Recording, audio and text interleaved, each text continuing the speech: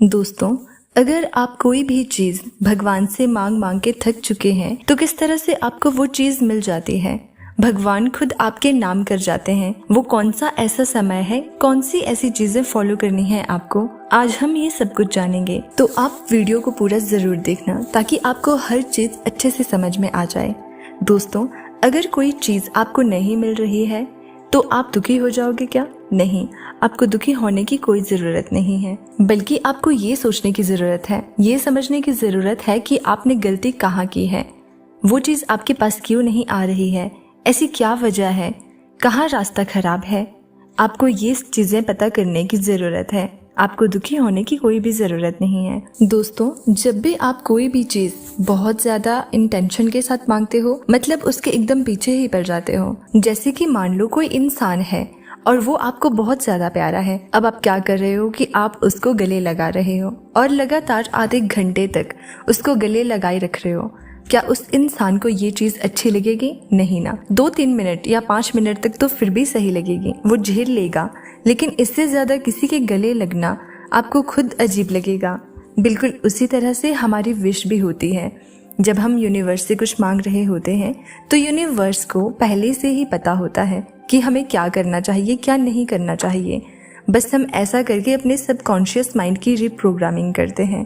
जब ऐसा हो जाता है, हमारा सबकॉन्शियस माइंड ये एक्सेप्ट कर लेता है, उसी टाइम पर हमारी विश पूरी हो जाती है। और ऐसे बहुत सारे लोग हैं जिनकी विशेस ऐसे करके पूरी हुई है। बहुत कम लोग ऐसे होंगे जिनकी विशेस पूरी नहीं हो पाती है, क्योंकि कभी कभी सारी चीजें मैनिफेस्ट होने के बाद भी कभी कभी डिले होता है। और वो इसीलिए होता है क्योंकि हमारे कर्म बीच में आ जाते हैं।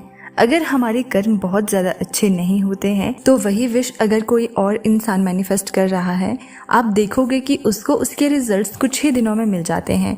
और आप इतने प्रयास कर रहे हो, आप घंटों मेहनत कर रहे हो विशेस को पूरा करने के लिए, विशेस मांग रहे हो, फिर भी आपकी विश पूरी नहीं हो रही है, वो आपको नहीं मिल रही है। इसका मतलब ये नहीं है कि कोई टेक्निक काम नहीं कर रही है, कोई रिचुअल काम नहीं कर रहा है, बल्कि इसका कारण ये है कि बीच में आपके कर्मा आ रहे हैं। तो आप अपने कर्मा हीलिंग के लिए मेडिटेशन कर सकते हो, होपोनोपोनो प्रेयर कर सकते हो। अब हम बात करते हैं कि अगर आप मांग मांग कर थक चुके हो, आपने बहुत सारे रिचुअल्स फॉलो कर दिए हैं, फिर भी आपकी विश पूरी नहीं हो रही है और यूनिवर्स आपको साइन दे रहा है, बार बार दे रहा है। जब आप मैनिफेस्टेशन की जर्नी में होते हैं तो आपको लेट गो करना बहुत इम्पॉर्टेंट है।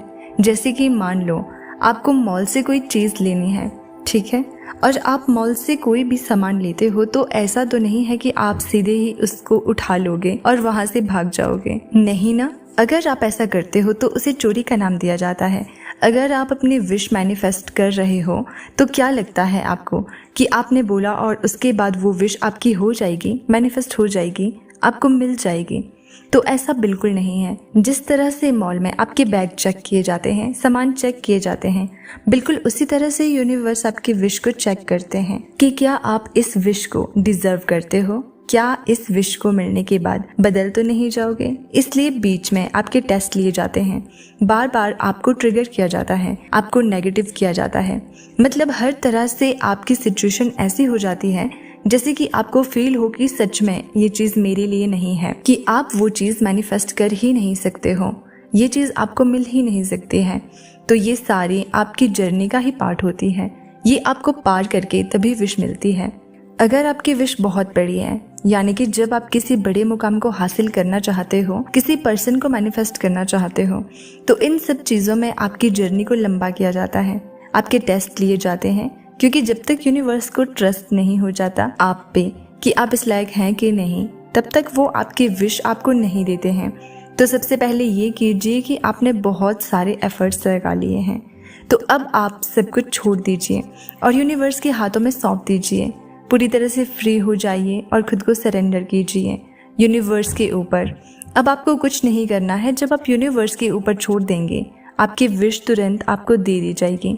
क्योंकि जैसे आप कपड़े खरीदते हैं, कोई भी सामान खरीदते हैं और जाके उस इंसान को देते हैं कि आप चेक करके मुझे दो, तो वो चेक करके आपके पास नहीं रखेगा, वो चेक करके आपका थैला आपको ही पकड़ाए।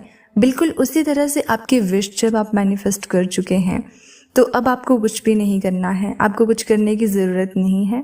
मैनिफेस्ट हुई चीज़ के लिए आप बार बार टेक्निक कर रहे हैं, इसीलिए आपके विश आपकी लाइफ में आ ही नहीं रहे हैं। तो आपको क्या करना है? सरेंडर करना है, यूनिवर्स के ऊपर छोड़ देना है।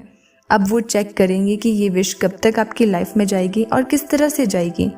इसलिए आपको हमेशा पॉजिटिव रहना है, जितना हो सके। कुछ भी मैनिफेस्ट कर रहे हो, कुछ भी चाह रहे हो, उसके बारे में पूरा दिन, पूरी रात, महीनों तक मत सोचिए, क्योंकि उन्हें हर सिचुएशन डिज़ाइन करनी होती है। आप यहाँ होंगे, ये कर रहे होंगे, वो कर रहे होंगे, तब ये विश आपकी लाइफ में होगी। आप इस एनर्जी में होंगे, ये चीज़ बोलेंगे तो वो सब कुछ यूनिवर्स को ऑलरेडी पता होती है। तो अब आप सरेंडर कर दीजिए और अपनी लाइफ में पॉजिटिविटी के साथ आगे बढ़ते रहिए। जैसे ही आप सरेंडर करेंगे, वैसे ही यूनिवर्स आपकी विश चेक करके आपके हाथ में सौंप देंगे, क्योंकि आपको अब यूनिवर्स पे पूरा भरोसा है और इसके बाद यूनिवर्स को भी आप पे भरोसा हो जाएगा कि आप इस चीज़ के काबिल हो और आप पॉजिटिव इंसान हो। तो आप हमेशा खुद को पॉजिटिव बनाएं और नेगेटिविटी से दूर रहें। तो दोस्तों, उम्मीद करती हूँ कि आपको ये वीडियो अच्छे से समझ आई होगी। तो आप वीडियो को लाइक करना, चैनल पर नए हैं तो सब्सक्राइब ज़रूर कर देना।